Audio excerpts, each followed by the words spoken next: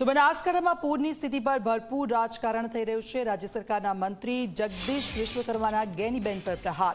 કહ્યું કે ગેનીબેન બનાસકાંઠાની જગ્યાએ સોમનાથ ગયા છે, બનાસકાંઠાની જગ્યાએ કોંગ્રેસ અધિવેશનમાં ગેનીબેન છે। તો જ્યારે ગેનીબેન ઠાકોરે પણ સામે જવાબ આપ્યો છે।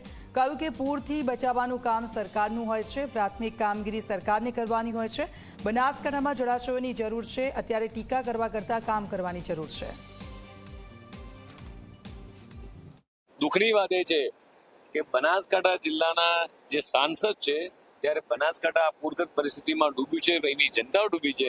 ભારતીય જનતા પાર્ટીના તમામ કાર્યકર્તા, ધારાસભ્યો, પૂર્વ ધારાસભ્યો, બનાસ ડેરી પોતે અધ્યક્ષશ્રીઓ, માન્ય મુખ્યમંત્રી પોતે અહીંયા આવી રહ્યા છે, ત્યારે બનાસકાંઠાના સાંસદ ગેનીબેન ઠાકોરને અહીંયા ગુજરાતની પ્રજાને જોવા માટે ચિંતા નથી અને કોંગ્રેસના અધિવેશનમાં જવાનો સમય છે।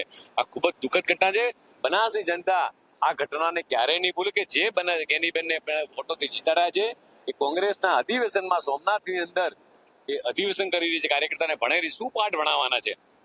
જ્યાં પ્રજા દુઃખી છે, પ્રજાને ખાવા નથી મળતું, પ્રજા જ્યાં ડૂબી રહી છે પાણીની અંદર, જ્યાં સરકાર પોતે તાત્કાલિક આ બધી રાહત સામગ્રી કામગીરી કરી રહી છે, ત્યારે ગેનીબેનને કોંગ્રેસના અધિવેશનમાં ભાષણ કરવાની પડી છે। દુઃખદ ઘટનાને એ ભારતીય જનતા પાર્ટી સખત શબ્દોમાં પડે।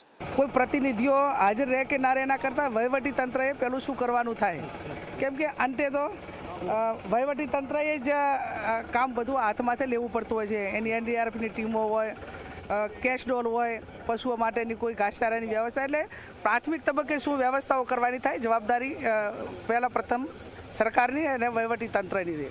આજે ગુજરાતના સીએમ આવે છે, 2017ની અંદર પણ આ રીતે જ આ વિસ્તાર, આ ફ્લડનો એક સૌથી મોટું નુકસાન કરતો આ વિસ્તાર હતો।